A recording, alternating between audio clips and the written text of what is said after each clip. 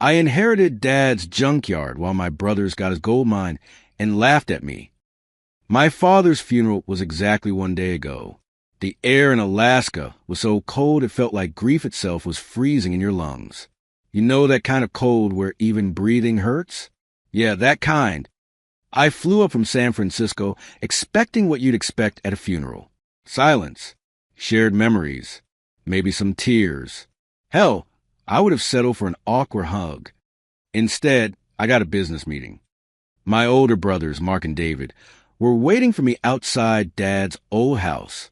Not at the cemetery, not at some family gathering. Right there on the gravel driveway, arms crossed, wearing expressions that belonged in a boardroom, not a funeral home. Mark gave me a curt nod. No handshake. No how are you holding up. Just that nod. The lawyer's already inside, Jack. We need to handle the paperwork while you're still in town. While I'm still in town. Like I was some out-of-state investor they needed to pin down before I caught my flight back to civilization. I should have turned around right then. Should have gotten back in my rental car and driven straight to the airport. But grief does weird things to your decision-making. Makes you compliant when you should be cautious. Makes you want to just get through the moment. Consequences be damned. So I followed them inside. The house smelled exactly like I remembered. Old tobacco, metal shavings, that specific scent of diesel fuel that never quite washes out of work clothes. Dad had lived alone here for the past 8 years, ever since Mom passed. The place looked like he'd stopped caring about anything except the mine the day she died. Mark didn't waste time with sentiment. He swept a stack of old mining magazines off the kitchen table and spread out a faded survey map. The paper was so worn at the creases, it was almost transparent. He planted one callous finger on the map, circling a section that included the house, the main processing shed, and the sluice works. This is the main claim. The house, all the equipment, the primary vein where Dad washed gold for 30 years. It's hard work, but it feeds families. Always has. He said it like he was narrating some kind of heritage documentary. Hard work. Feeds families. Noble stuff. But here's the thing about having a data analyst brain. You can't turn it off. While Mark was delivering his speech about family legacy and hard work, my eyes were cataloging everything to the window behind him.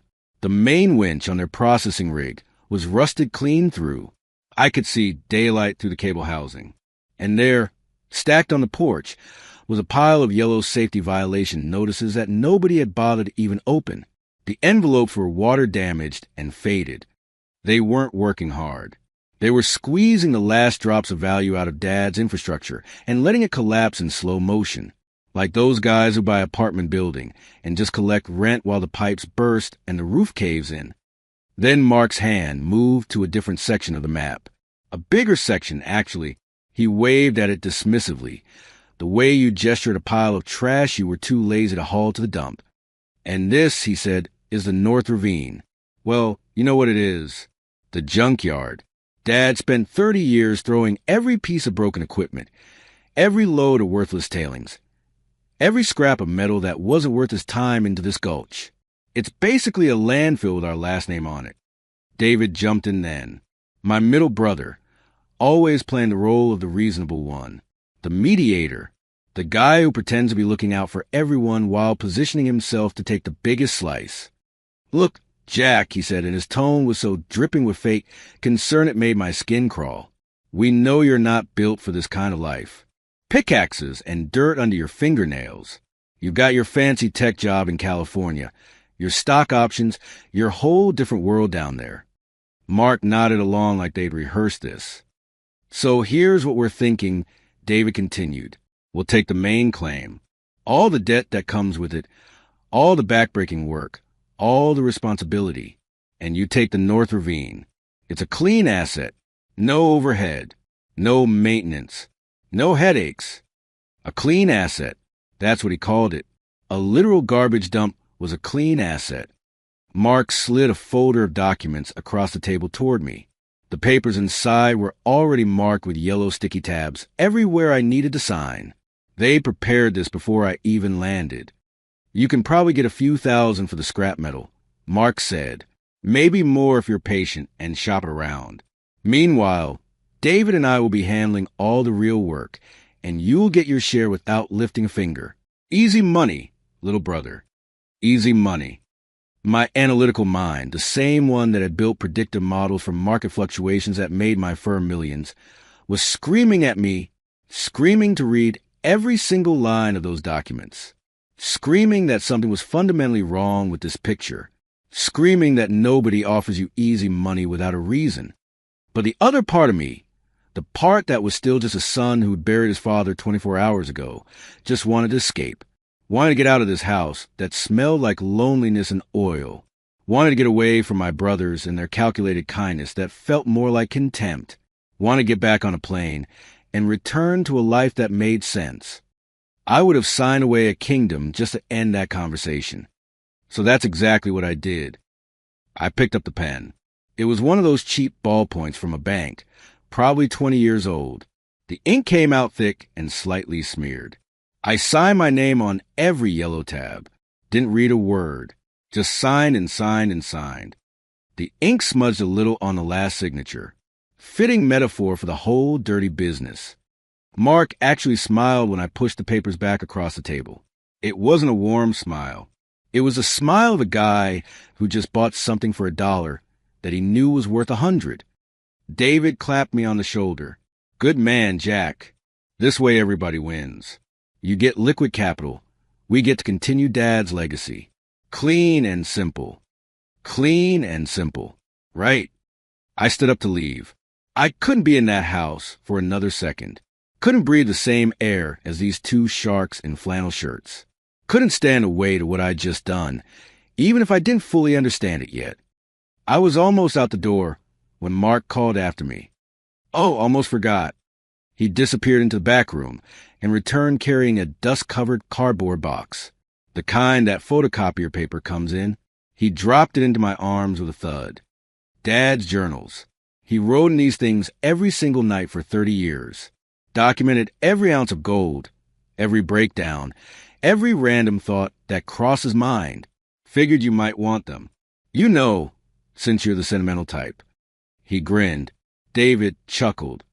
Maybe you can read about exactly how many rusty bolts you officially own now. They both laughed at that. A real hearty laugh. The kind of laugh men share when they think they've pulled off something clever. I took the box without saying a word. It was heavier than I expected. The cardboard was soft with age and moisture, threatening to split at the bottom. I carried it to my rental car in silence. As I loaded the box into the passenger seat, I could hear them inside the house. Their voices carried through the thin walls. More laughter. The pop and hiss of beer cans opening. They were celebrating. I sat in the driver's seat for a long moment, my hands on the steering wheel, staring at that box of journals. My father had been a man of few words in life. Gruff, practical, showed love through actions, not speeches. The idea that he'd written something every single day for 30 years felt almost impossible, like discovering your quiet uncle had been secretly writing poetry. What could possibly be in those pages? I turned the key. The rental car's engine hummed to life, so quiet compared to every vehicle Dad had ever owned. Everything he drove sounded like it was held together with duct tape and prayers. As I pulled away from that house, I looked in the rear-view mirror. Mark and David were visible through the kitchen window, raising beer bottles in some kind of toast. They thought they'd won, thought they'd convinced their educated little brother to take the worthless land while they kept the gold mine. They thought they'd given me garbage. They had no idea they'd just handed me the key to everything. The 6-hour flight back to San Francisco was a blur. I don't remember the takeoff or the landing, just the weight of that cardboard box in the overhead bin. It felt heavier than just paper and rocks. It felt weighted with 30 years of my father's silence and my brother's contempt. Back in my apartment, the city lights glittering outside my window felt like a world away from the grit and gloom of Alaska.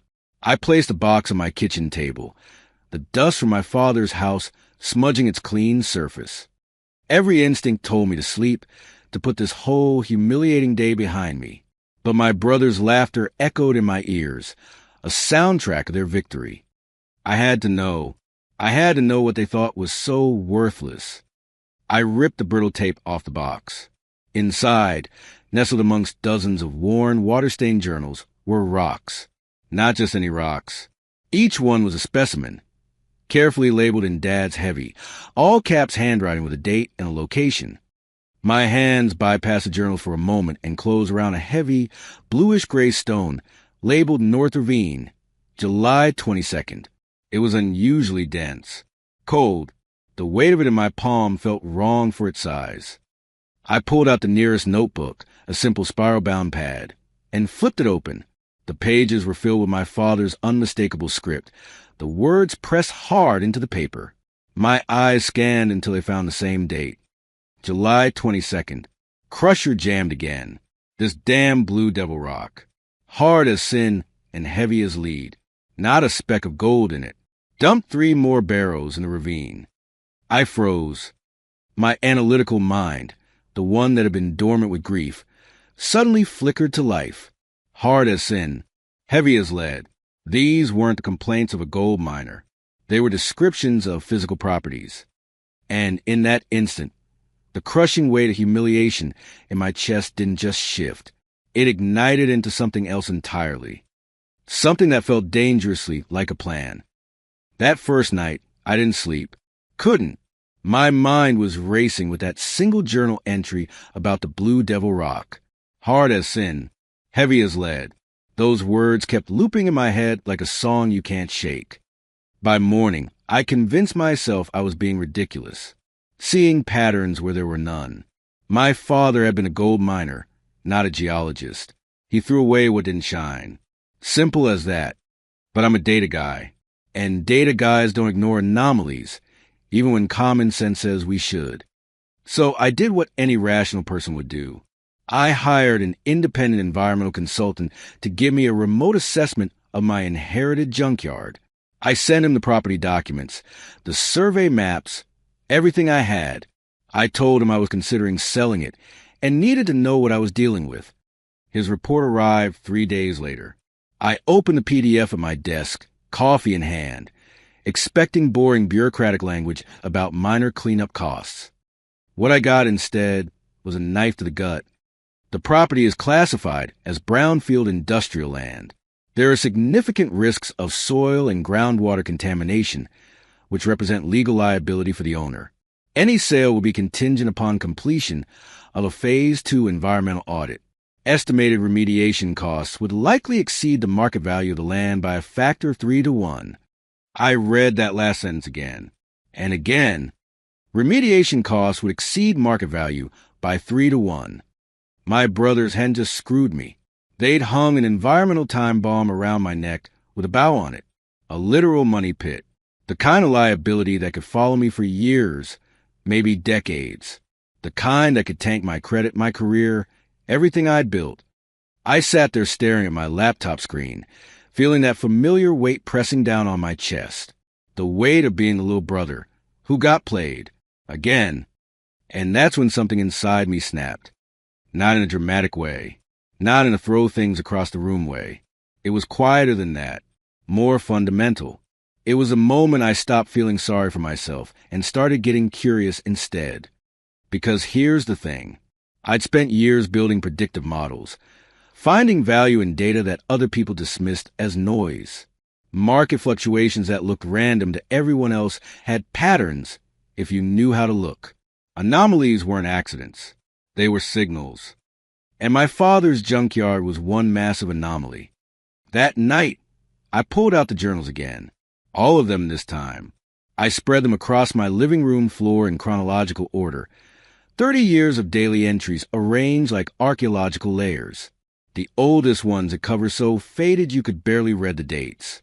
The newest still smelled faintly of diesel and tobacco. I wasn't looking for treasure. Not really. I was looking for my father, trying to understand a man who'd spent 3 decades in the Alaskan wilderness, documenting his days in these pages. What had he been thinking? What had he seen? The early journals were exactly what you'd expect. Weather reports, equipment maintenance, gold yields, the methodical recordings of a man building a life from scratch. May 3rd, clear skies. Sluice running smooth. 4.2 ounces today. Need to order new pump seals. June 18th, rain all week. Creek running high. Good flow through the boxes. 6.7 ounces. Best week this month. But then, around year 7, something changed. A new phrase started appearing. Infrequently at first, then with growing regularity. Blue Devil Rock. August 12th. Hit a vein of that blue gravel again. Been another screen. 3 hours of good mining lost to this garbage. September 4th. Damn Blue Devil is back. Heavy as lead but won't break clean. Gums up the whole operation. Hauled 5 loads to the North Ravine. I grabbed a highlighter and started marking every mention. Yellow for Blue Devil. Pink for descriptors. Green for locations. By 2 in the morning, my floor looked like a crime scene investigation board, and a pattern was emerging, a pattern that made my pulse quicken. The Blue Devil only appeared in entries about the northern section of the claim, never the main vein where Mark and David were now working, always the north, and my father's frustration with it was almost comically consistent. October 22nd, crusher jammed solid. This blue stone doesn't crush. IT grinds the blades down. Harder than anything I've seen. Dumped it all in the ravine. Good riddance. December 1st. Tried to melt down a chunk of Blue Devil to see what's in it. Torch barely touched it. Whatever this stuff is, it's not normal rock. Still no gold. Waste of a day. May 14th. Screen bent again. This damn Blue Devil. Heavy as sin, but hard as steel. Not a speck of gold in any of it. 3 more wheelbarrows to the ravine. I sat back on my heels, highlighter still in hand, and felt something click in my brain. My father had been filtering the world through a single lens. Gold. That was the signal he was searching for. Everything else was noise to be eliminated. But what he'd been calling noise, what he'd been cursing and throwing away for 30 years, had very specific properties. Extreme density. Check. Exceptional hardness. Check. High melting point. Check. Always found in the same geological location. Check. These weren't the characteristics of worthless rock. These were the characteristics of something rare. I pulled out my laptop and started searching. Heavy, dense rocks. Blue-gray minerals. High hardness. Resistant to heat. Found in Alaska. The search results made my hands start shaking. Rare earth elements. Strategic minerals. The kind of stuff that goes into smartphones, electric car batteries, wind turbines, military equipment. The kind of stuff that countries fight over. The kind of stuff that, until recently, came almost exclusively from China. And the kind of stuff that could look, to an untrained eye, like worthless blue-gray gravel. I opened another journal at random, this time from year 23. My father's handwriting was shakier now, the letters less precise. Age and arthritis creeping in. July 8th. North section still producing this blue junk. Why does it only show up here? Main vein stays clean and profitable. North just eats equipment and time. Should abandon it entirely, but hate to waste claim space. Should abandon it entirely. He'd almost done it. Almost given up on the north section completely. If he had, Mark and David might have inherited land with nothing on it but memories. Instead, he kept working it, kept getting frustrated with it, kept methodically hauling every ounce of Blue Devil to the ravine, kept accidentally creating the most detailed geological survey imaginable. Because that's what his junkyard was. I could see it now. Every date-stamped journal entry was a data point. Every complaint about hauling Blue Devil to the North Ravine was a coordinate on a map. He'd been documenting the exact location, density, and extent of a mineral deposit for 3 decades without realizing it. My father had been writing the answer in his journals every single night, and nobody had known to ask the question. I didn't sleep that night either, or the next. I was running on coffee, adrenaline, and something that felt a lot like vindication. I scanned every single journal page. All 30 years. My scanner ran hot, the cooling fan whirring constantly as I fed it page after page of my father's blocky handwriting. Then I wrote a script, a text analysis algorithm that could parse handwritten text, identify keywords, extract dates and locations. It wasn't perfect, but it didn't need to be perfect. It just needed to find patterns. I fed it phrases: blue devil, blue gravel, blue stone, north ravine, north section, hauled, dumped, heavy, hard. And then I let it run. The laptop fan kicked into high gear, processing, analyzing, thousands of entries, decades of data. And slowly, pixel by pixel, a map began to form on my screen. Each mention of Blue Devil became a point of light. Each complaint about hauling it to the ravine became a coordinate. The dates gave me time depth. The descriptions gave me density estimates. My father's frustration, quantified and mapped, started to reveal something extraordinary. The North Ravine wasn't just a junkyard. It was sitting directly on top of a massive geological formation. And for 30 years, my father had been carefully, methodically, furiously documenting its exact boundaries. I zoomed in on the map.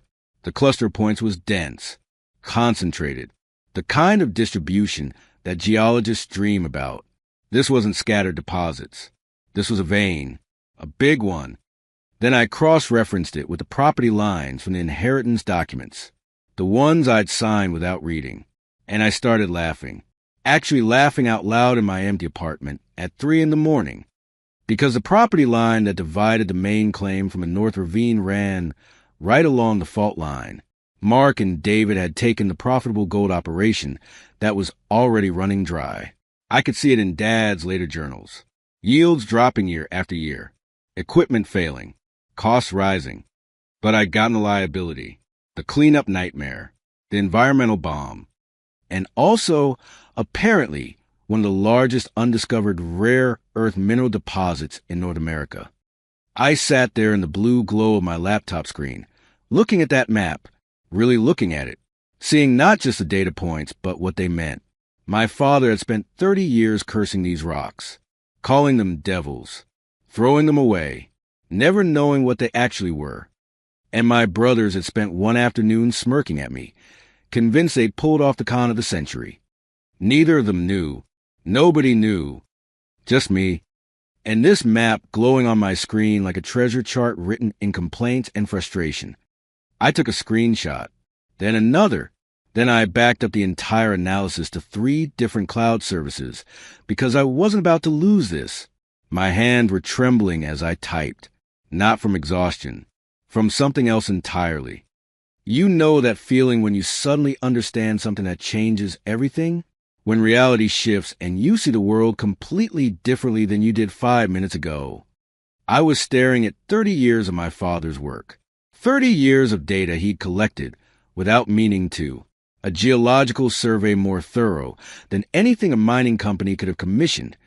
Hidden in the daily complaints of a stubborn man who only wanted to find gold. He'd been sitting on a fortune the entire time, and he died never knowing it. But I knew, and I had the receipts.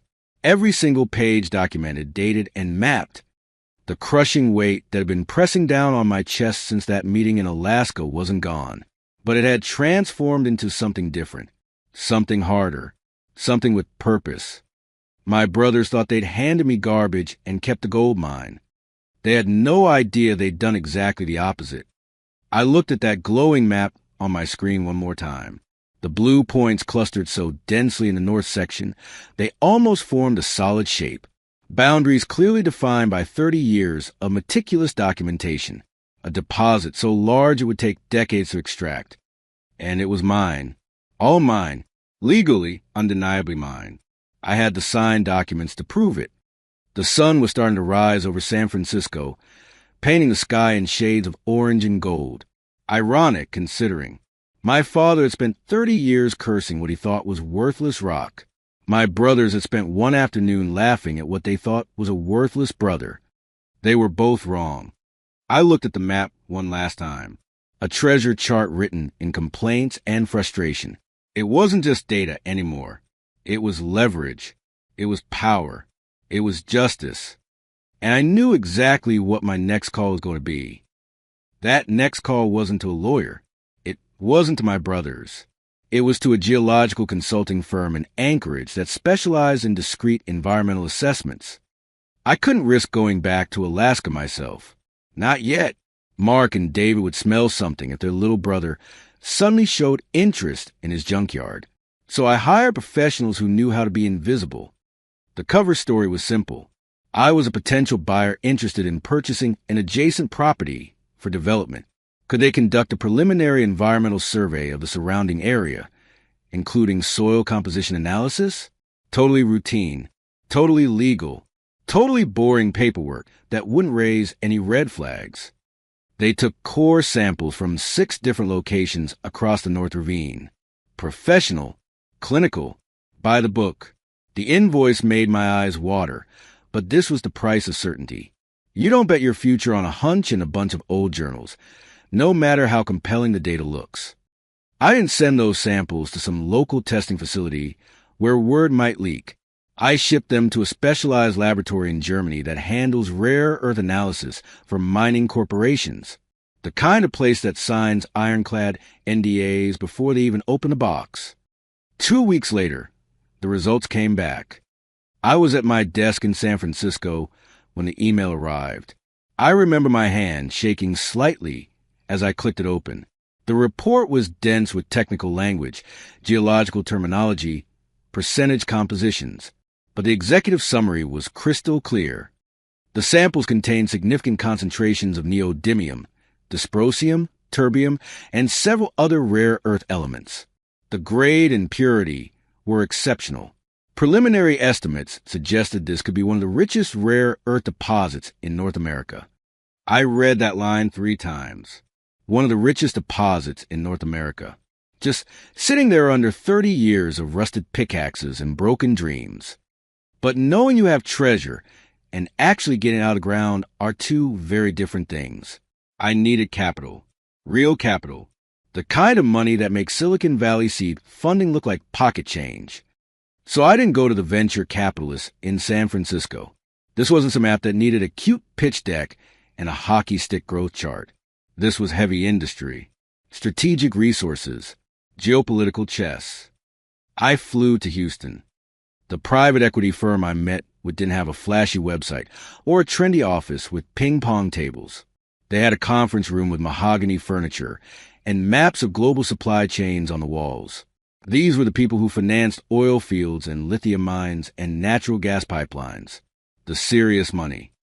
I didn't pitch them a dream. I pitched them a fait accompli. A pre-certified asset with de-risk variables. I showed them my father's journals alongside the German laboratory results. I showed them satellite imagery of the property. I showed them the inheritance documents proving clear title. Then I showed them something else. Market data. China controlled over 90% of global rare earth production. Every electric car battery, every wind turbine, every advanced weapon system depended on elements that flowed through a single geopolitical choke point. The military, the tech sector, the entire green energy transition was vulnerable. What I was offering them wasn't just profit. It was strategic independence, a domestic supply chain, the kind of asset that made you friends in very high places. They funded me in 72 hours. $18 million for initial development. Another $50 million on standby for full-scale operations. They didn't even try to negotiate me down. When you're offering them a chance to rewrite the rare earth market, $18 million is a rounding error. I incorporated immediately. North Star Legacy Minerals. The name was deliberate. Legacy for my father. North Star because I was about to become the guiding light that every rare earth buyer in America would navigate toward. The equipment I brought to Alaska wasn't your grandfather's mining operation. No diesel-belching bulldozers. No old men with pickaxes. I contracted with a Swedish firm that specialized in sustainable extraction, electric excavators, so quiet you could have a conversation standing next to them. Robotic sorting systems that could identify mineral composition in real time. Everything designed to minimize environmental impact while maximizing efficiency. Because here's the thing. I knew that junkyard was an environmental disaster. The consultant's report had made that brutally clear. So phase one wasn't mining. It was the largest voluntary environmental cleanup Alaska had seen in a decade. We brought in specialized crews, hazmat certified. Every piece of rusted equipment got cataloged, removed, and properly recycled. Every pool of leaked oil got remediated. We didn't just meet environmental standards. We exceeded them, set new ones. And my brothers watched the whole thing like it was performance art. Every evening, like clockwork, Mark and David would drive over the fence line between our properties. They'd park their beat-up pickup, crack open beers, and watch my crews work. I could hear them laughing from 100 yards away. Look at this guy, spending millions to clean up garbage we gave him for free. This is the funniest thing I've ever seen. City boy doesn't understand. That's not how you make money up here. You dig, you extract, you move on. You don't polish rocks. I bet he's already underwater on this. Probably borrowed against his fancy San Francisco condo to fund this circus. Their laughter carried on the cold air. Every night, same routine, same jokes, same absolute certainty that they were watching their little brother self-destruct in spectacular fashion. I never corrected them, never explained, just smiled and waved occasionally, which only made them laugh harder. The cleanup took 6 weeks. 6 weeks of watching decades of junk get systematically removed, sorted, and hauled away. Old engine blocks, collapsed sluice boxes, endless tangles of rusted cable. That Ford pickup bed from the 70s that had been sitting there so long it had become part of the landscape. And then, on a Tuesday evening in late September, we lifted that truck bed out of the ground. The earth beneath it caught the late afternoon sun. The ground was exposed for the first time in God knows how many years. And it wasn't the dull brown of regular dirt. It wasn't the gray of typical rock. It had a distinct bluish tint to it, almost like someone had mixed indigo paint into the soil. The color was subtle but unmistakable once you knew what you were looking at. My brothers were at their usual spot by the fence. I watched them watching the excavation. They were laughing about something, probably making another joke about my expensive cleanup operation. They didn't notice the color. To them, it was just more dirt under more junk. They thought they were watching me waste money on a cleanup job. I knew I was watching the wrapping come off a gift. That night, I authorized Phase 2, full extraction operations. The robotic sorters went into overdrive. The quiet hum of electric excavators filled the ravine. We weren't being subtle anymore. We were mining. And that's when I made the call to my PR team. The story broke simultaneously in the Wall Street Journal and Forbes on a Wednesday morning. I'd given them everything. The journals, the lab results, the inheritance documents, the whole narrative arc from funeral to fortune. The headlines were brutal. Data analyst turns worthless inheritance into rare earth empire. Brothers give away billion-dollar deposit thinking it was junkyard.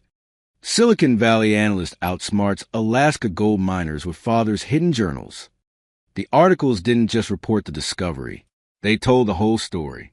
How I'd been given the junkyard as a consolation prize.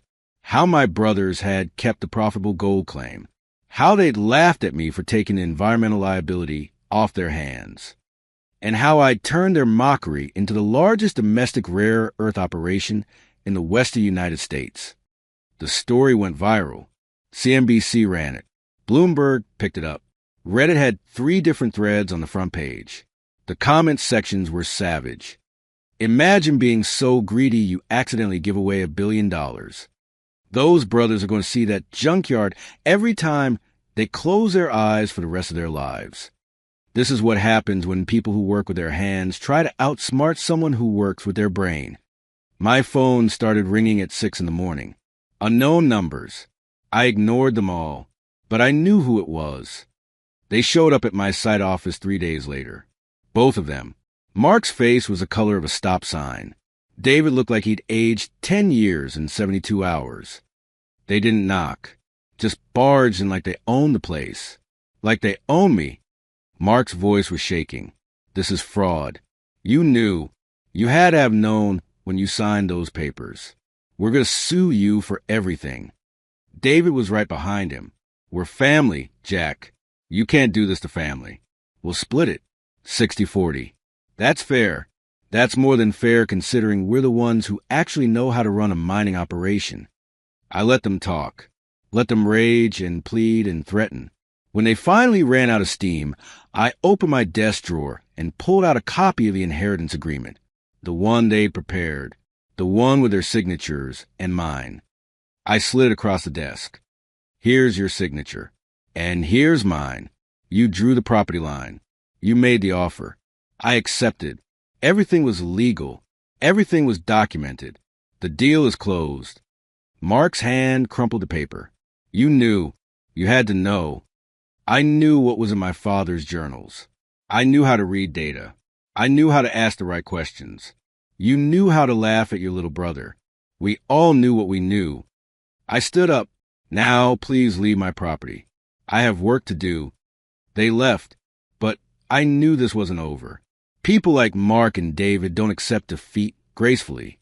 They double down. They take risks. They make desperate moves. And desperate people make fatal mistakes. 3 months later, I got the call I'd been half expecting. There'd been an accident at the main claim. A structural collapse in one of the primary extraction tunnels. Nobody was hurt, thank God, but the damage was catastrophic. Turns out those rotted support beams I'd noticed during the funeral, the ones with daylight visible through the wood, had finally given up completely. Years of deferred maintenance and aggressive extraction had weakened the entire tunnel system. The collapse wasn't just a collapse. It ruptured something else. A settling pond they'd been using for tailings. The toxic runoff that they'd been storing in violation of about 15 different environmental regulations. The contamination spread into the groundwater. Fast. The EPA showed up within 48 hours. Then the Alaska Department of Environmental Conservation. Then the lawyers. So many lawyers. The fines were astronomical. The kind of numbers that have multiple commas. The remediation requirements were even worse. They'd have to excavate and treat thousands of cubic yards of contaminated soil. Rebuild the entire water treatment system. Monitor the groundwater for years. The cost estimates range from $30 to $50 million. My brothers didn't have $30 million. They didn't have $3 million. Their entire operation was mortgaged to the hilt, and the collapse had destroyed their ability to generate revenue. They were done. My legal team reached out with an offer. North Star Legacy Minerals would purchase the main claim for $1. In exchange, we'd assume all environmental liability and handle the cleanup. $1 for property they'd fought so hard to keep. The gold mine they'd been so proud to inherit. They signed the papers in a lawyer's office in Anchorage. I wasn't there. Didn't need to be. Didn't want to be. This wasn't about gloating. It was just business. The consolidation of the two properties took another 4 months. Environmental remediation, infrastructure integration, systems optimization. But by the following spring, North Star Legacy Minerals controlled the entire family claim, united for the first time in 3 generations. Last week, I flew back to Alaska, not for business this time, just to see it. The property that had torn my family apart, and then brought it back together under one banner. I stood on a ridge overlooking the valley. The old main claim section was still scarred from the cleanup, but native grasses were starting to return. The North Ravine, my junkyard, was now a state-of-the-art extraction facility. Clean, efficient, profitable beyond my wildest projections. I brought one of my father's journals with me, not the one with the Blue Devil complaints. An earlier one, from his first year in Alaska, when he was young and everything was still possible. I flipped through the pages until I found the entry I was looking for. May 15th.